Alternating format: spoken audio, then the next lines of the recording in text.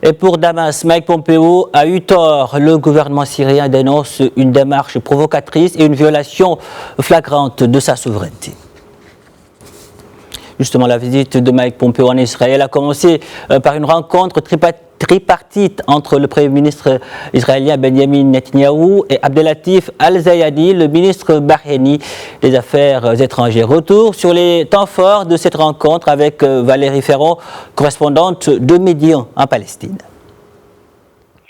On pourrait dire que la rencontre qui a été qualifiée d'historique quand même, puisque c'est la première fois qu'il y a un représentant de haut niveau du royaume de Bahreïn qui arrive pour rencontrer des Israéliens à Jérusalem.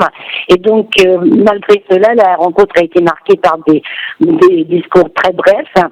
Il faut noter quand même que le chef de la diplomatie du Bahreïn a été le seul à parler de l'éléphant au milieu du salon, c'est-à-dire la question de l'occupation israélienne et le droit des Palestiniens à un État souverain. Il a rappelé en conséquence qu'il fallait une reprise au plus vite des pourparlers sur la base de la solution des deux États.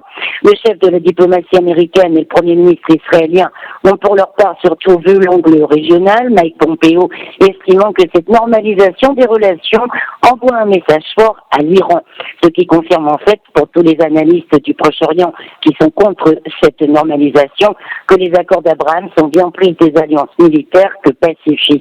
Mais le plus important, Zineb, est peut-être ailleurs.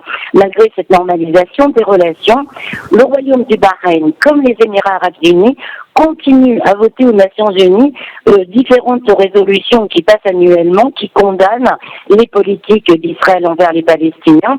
Et ceci va parfois même plus loin sur des sujets qui ne sont pas directement liés. À titre d'exemple, un projet de résolution présenté par Israël sur le développement durable qui vient d'être adopté, mais sans les voix du groupe arabe, dont ces deux États.